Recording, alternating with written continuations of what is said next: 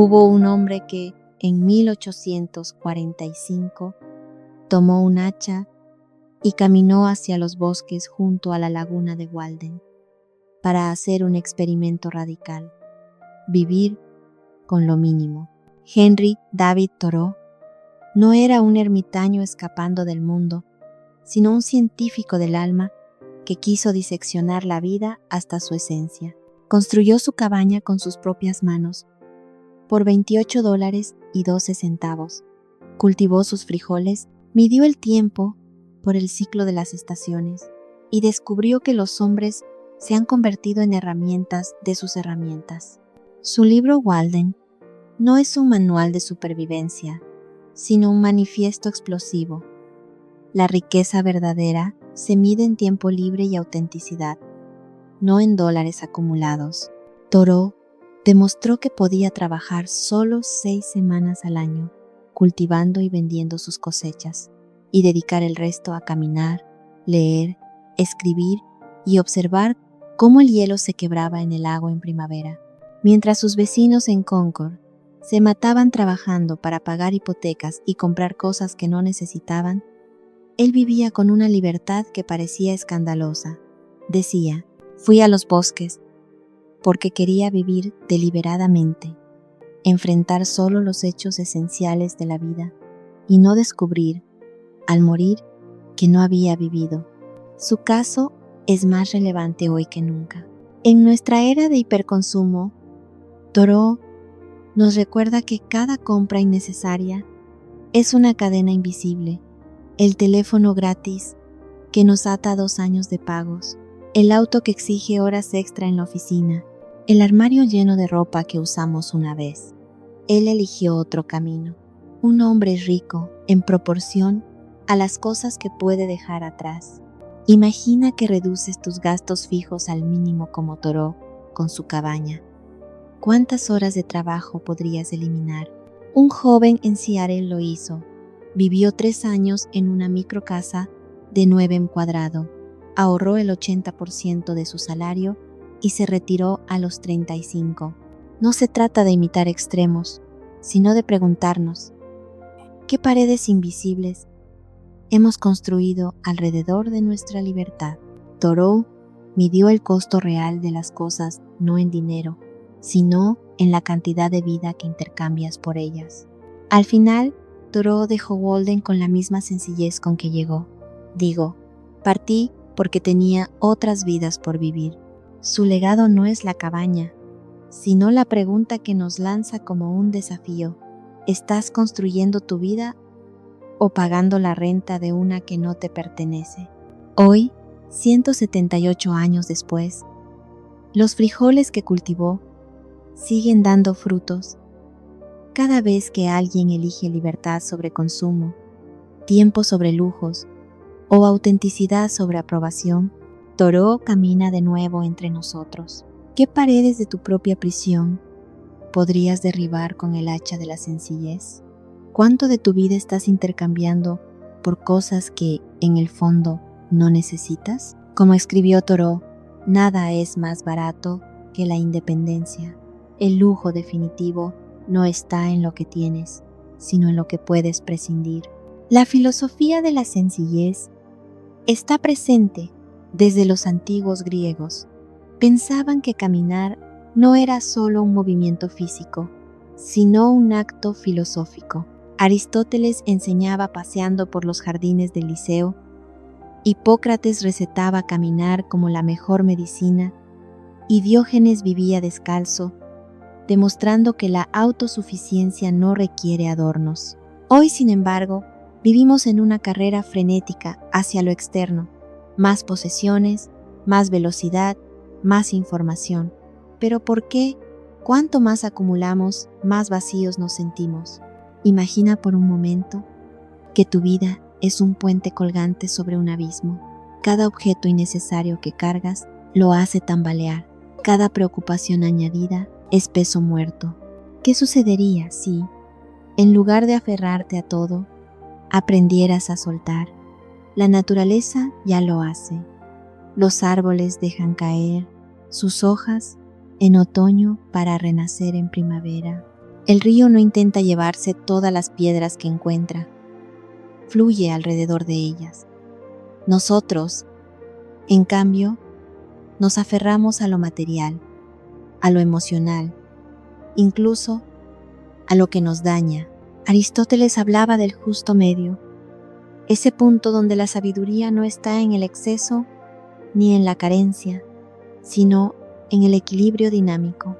Como un barco que ajusta sus velas al viento, la vida requiere microajustes constantes. No se trata de alcanzar un estado perfecto, sino de moverse sin perderse. Viktor Frankl, en medio del horror de los campos de concentración, encontró libertad en una elección simple pero profunda: decidir cómo responder ante lo irremediable. No puedes controlar el viento, pero sí ajustar las velas, dicen los marineros. La sencillez, entonces, no es sinónimo de pobreza, sino de claridad. Es el acto revolucionario de necesitar menos en un mundo que nos grita: compra más. Jesús lo resumió en 2 palabras: que tu sí sea sí y tu no, no. El escultor no crea añadiendo, sino quitando lo que sobra. Un amigo mío lo entendió tarde.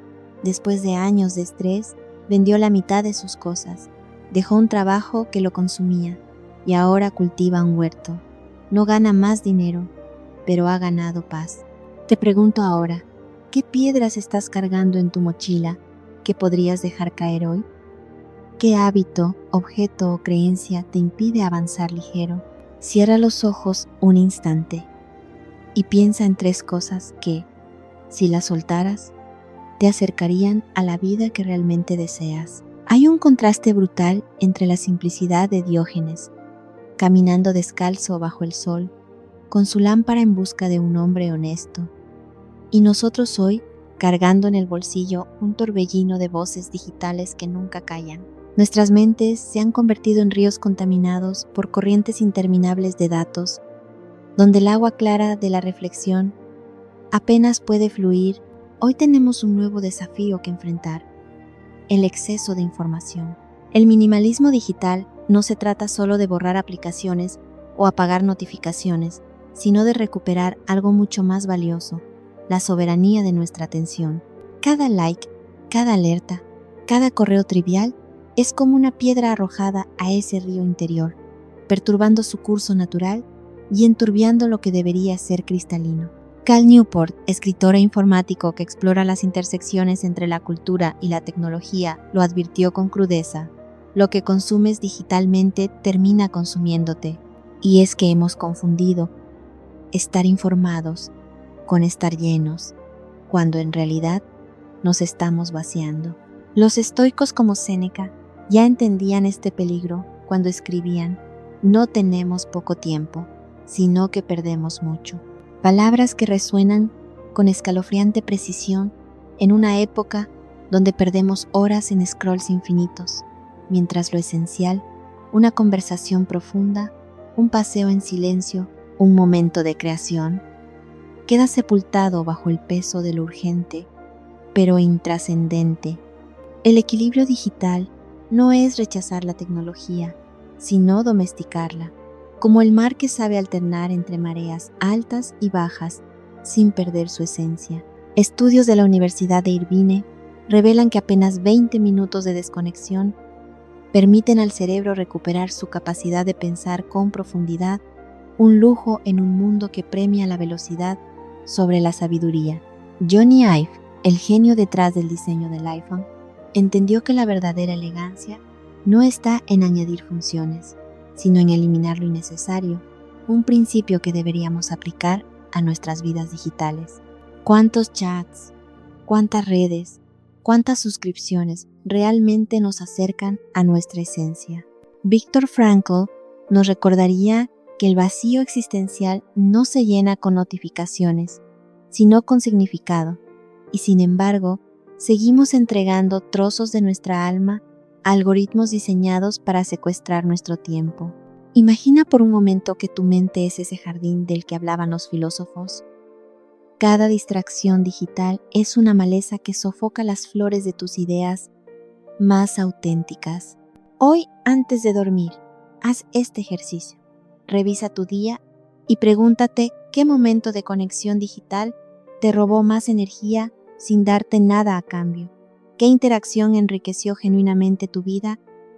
Si mañana solo pudieras conservar una aplicación en tu teléfono, ¿cuál sería y por qué?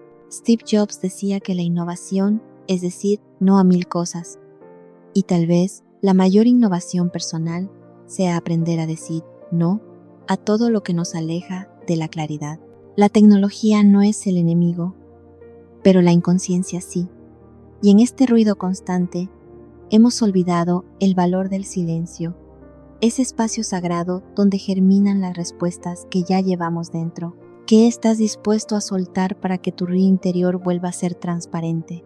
Hemos recorrido juntos este sendero, desde Thoreau en su cabaña y los filósofos griegos, desde el ruido digital hasta el arte de soltar lo innecesario.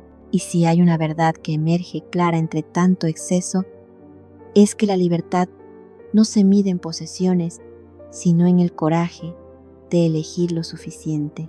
El equilibrio no es inmovilidad, sino fluir como el río que adapta su curso sin perder su esencia. La sencillez no es carencia, sino pureza, como el silencio entre dos notas que hace posible la música. El sentido no se compra con acumulación, sino que se teje en los momentos donde dejamos de perseguir para empezar a vivir. Hoy cierro esta reflexión con la misma imagen con que comenzamos. Tu vida es ese puente colgante sobre el abismo, y cada cosa que sueltas no es una pérdida, sino un paso hacia la ligereza. Si estas palabras resonaron en ti, si hoy sientes el llamado a vivir con menos para hacer más, comparte en los comentarios qué peso decidiste dejar atrás, porque tu testimonio puede ser la luz que otro necesita. Dale like a este video si crees que el mundo necesita más historias como esta, donde lo simple no es pobreza, sino sabiduría. Suscríbete para seguir explorando juntos este camino de regreso a lo esencial. El bosque sigue ahí, el sendero está listo, y la pregunta queda flotando en el aire. ¿Qué versión de ti nacerá cuando decidas soltar lo que ya no te pertenece? Mi nombre es Vivi Páez. Te mando un fuerte abrazo de alma. Hasta la próxima.